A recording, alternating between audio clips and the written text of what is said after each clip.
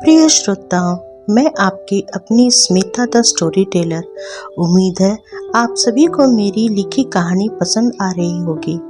मेरी कहानियाँ रिश्तों की अहमियत, परिवार का महत्व एवं आपसी विश्वास पे आधारित है।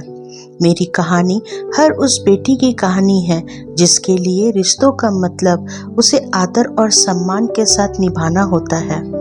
हर रिश्ते की अपनी एक अहमियत होती है और हर रिश्ते का सम्मान करना हमारी जिम्मेदारी होती है। अब तक आपने मेरी कहानी में सुना कि पंखुड़ी शांतनु और उसकी मम्मी के साथ शॉपिंग पे जाते हैं। अब आगे। आंटी और शांतनु जैसे ही शॉप में आए, दुकान का मालिक खुद कुर्सी से उठ खड़ा हुआ और हमें खुद से अटेंड करने लगा। स्टाफ को बोलकर ठंडा चाय सभी मंगवा डाला। जैसे ही चाय आया और कोल्ड ड्रिंक्स, भैया दीदी जिया जी भी आ गए थे। शांतनु ने चाय आंटी को दिया। मुझसे पूछा तो मैंने इनकार कर दी, तो मेरे हाथों में उसने चाय पकड़ा दी और बोला, पियो, अच्छा लगेगा तुम्हें। मुझे पता है तुम सुबह से भूखी हो, इसलिए तुम्हारे सर में दर्द हो रहा है। ठंडा नहीं पीना, तबीयत खराब हो जाएगी। चाय पियो, फिर थोड़ी देर में हम डिनर पे चलेंगे। मैं क्या ही बोलती, अब उसका अधिकार था मुझ पे। 1 घंटे लगे। 8-10 बनारसी साड़ी, वो लहंगा और बहुत सारे पता नहीं क्या क्या आंटी पसंद करने लगी। तो राहुल भैया आंटी को टोकते हुए बोले, आंटी, पंखुड़ी के लिए हमने ऑलरेडी बहुत सारी साड़ियाँ और 4-5 लहंगे फाइनल कर लिए हैं, तो आप परेशान न हो।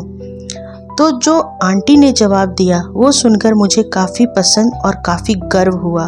आंटी बोली, बेटा आप अपनी बहन को दे रहे हैं ना, मैं तो अपनी बहू के लिए ले रही हूँ। एक ही तो बहू है हमारी, हर शौक पूरा करूँगी। मुझे बेटी मिलने वाली है तो लक्ष्मी का स्वागत तो मैं पूरे जोर शोर से करूँगी ना। दीदी जीजा जी बहुत खुश हुए आंटी की बात सुनकर। राहुल भैया भी पहली बार मुस्कुरा रहे थे। दुकान वाले ने मेरी नाप ली और लहंगा और सभी साड़ियों के ब्लाउज का। शांतनु बोले, मैं आज से तीसरे दिन अपने स्टाफ को भेज दूंगा, सारा कपड़ा रेडी हो जाना चाहिए। शॉप के मालिक ने बोला, सर आप बिल्कुल परेशान न हो, ये अर्जेंट काम है, मैं 4 कारीगर लगवा दूंगा। मेरा स्टाफ तीसरे दिन ही शाम तक आपके पास सारे कपड़े लेकर डिलीवरी करने पहुंच जाएगा। तो आंटी बोली, एक भी गड़बड़ नहीं होनी चाहिए क्योंकि आज से 8वां दिन ही शादी है। तो वो बोले, मैं ध्यान दूंगा सर। राहुल भैया पूछे, बिल कितना हुआ? तो शांतनु बोले, नहीं राहुल, आप नहीं, मैं दूंगा। अभी से पंखुड़ी मेरी जिम्मेवारी है। राहुल भैया एक स्माइल देकर पीछे हट गए।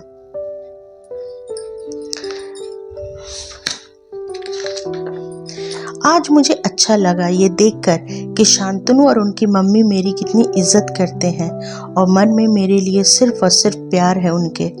शॉपिंग खत्म हो चला था तो शांतनु ने राहुल भैया को बोला, राहुल काफ़ी लेट हो गई है तो चलिए सभी को डिनर करवा देते हैं।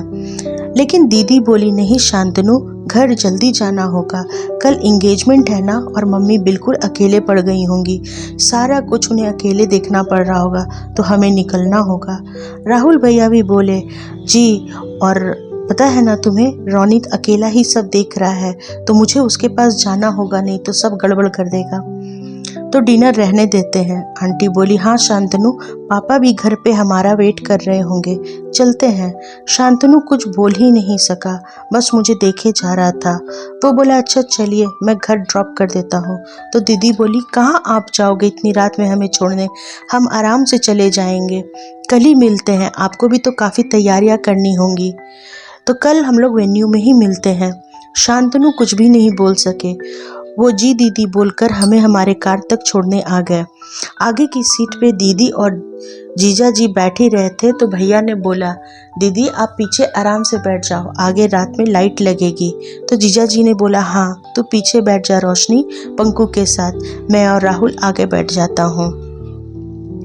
मैं और दीदी पीछे बैठने लगे। मैं जैसे ही दरवाज़ा खोली, शांतनु मेरे दरवाज़ा खोलने के लिए मेरे बगल में आ गए और धीरे से मेरे कानों में बोले, तुम ठीक तो हो ना?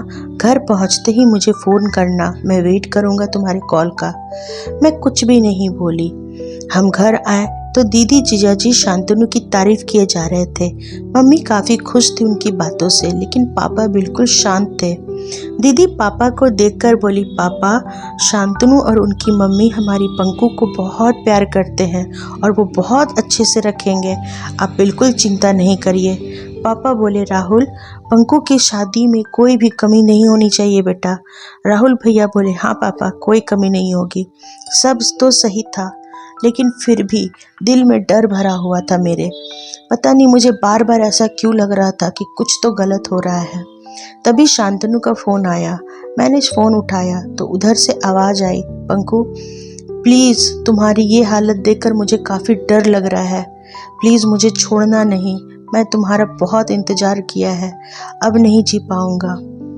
मैं हूँ ना, सब ठीक हो जाएगा। कल हम मिलते हैं ना, मिलेंगे ना।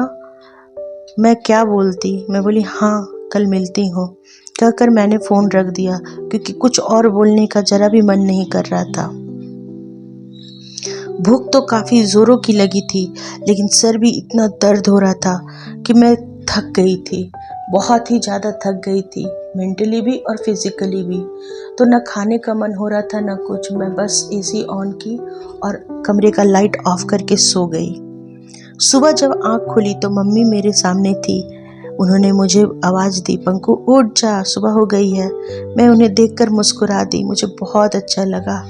जब मम्मी मुझे उठाने आती थी तो मैं मम्मी को बोली, मम्मी आज आप मुझे उठाने आई, मुझे बहुत अच्छा लगा। मम्मी बोली, तू रात में खाना भी नहीं खाई, 2 बार रोशनी दीदी तुम्हें उठाने आई थी, क्या हुआ था बेटा, थक गई थी? मैं बोली, हाँ मम्मी, सर में बहुत दर्द हो रहा था और तबीयत भी अच्छी नहीं लग रही थी। मम्मी मेरे माथे पे अपना हाथ रखते हुए पूछी, क्यों, क्या हुआ? मम्मी बोली, अरे तुम्हें तो बहुत तेज फीवर है, फीवर कैसे हो गया? मैं बोली, नहीं पता। तभी मम्मी जोरों की आवाज़ लगाई, राहुल, रोशनी, मेरे पापा को जल्दी से बुलाई। सभी रूम में भागे भागे आए। राहुल भैया ने पूछा, क्या हुआ माँ? बोली, देख पंकु को बुखार आ गया है। राहुल भैया ने मुझे देखा, मेरे सर पे हाथ लगाया तो बोला, हाँ बुखार तो काफ़ी तेज है। पापा काफ़ी घबरा गए। तो जीजाजी बोले, नहीं पापा जी घबराइए नहीं, थकावट हो गया होगा। पंकु तू स्ट्रेस ले रही है क्या? मैं बोली, नहीं कुछ नहीं। माँ बोली, तुम जाओ ब्रश करो, कुछ खाओ पहले और दवा खाओ। रोशनी जाओ पंकु को पहले भरपेट नाश्ता करवाओ। मैं तैयार होने चली गई। तभी रितु दी दौड़ते हुए मेरे कमरे में आई और बोली, भाभी जी पंडित जी आ गए हैं और उन्होंने बोला है पंकु दीदी को पूजा करनी होगी, तो वो खाली पेट ही रहेगी, कुछ नहीं खाएगी।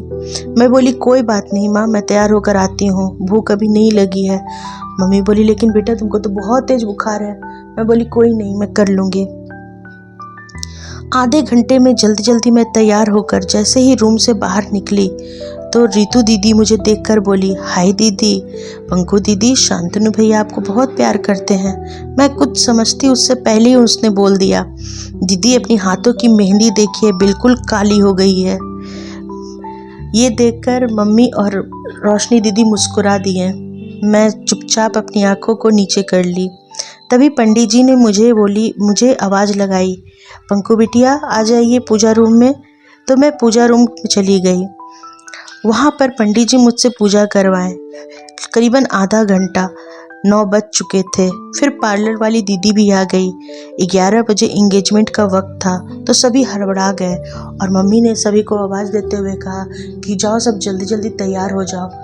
पंडित जी ने बोला, पंकु बिटिया अगर अच्छा होता मैं इंगेजमेंट के बाद ही कुछ खाती, क्योंकि इतना शुभ काम हो रहा है तो भूखा रहना ठीक रहेगा, क्योंकि इंगेजमेंट के वक्त भी थोड़ा सा मंत्र उच्चारण करना पड़ेगा। पापा बोले, नहीं उसकी तबीयत ठीक नहीं है। तो दीदी ने बोला, पंकु तू खा लेगी या रह लेगी? मैं बोली, ठीक है कोई बात नहीं। तो पंडित जी बोले, अगर रह सकती हैं बिटिया तो रह जाइए। मैं बोली, हाँ ठीक है मैं रह जाऊंगी। प्रिय श्रोताओं, उम्मीद है आप सभी को आज की कहानी का अंश पसंद आया होगा। मेरे इस चैनल को अपना ढेर सारा प्यार दें। इसके लिए मेरे इस चैनल को लाइक करें, सब्सक्राइब करें और ज़्यादा से ज़्यादा अपनों के साथ मेरे इस चैनल को शेयर करें। और हाँ, मेरी कहानी आप तक समय पर पहुँचे इसके लिए मेरे इस चैनल के बेल आइकन को ऑन करना ना भूलें। मिलती हूँ मेरे अगले वीडियो में। अपना ख्याल रखें, अपनों का ख्याल रखें। खुश रहें और स्वस्थ रहें। नमस्कार।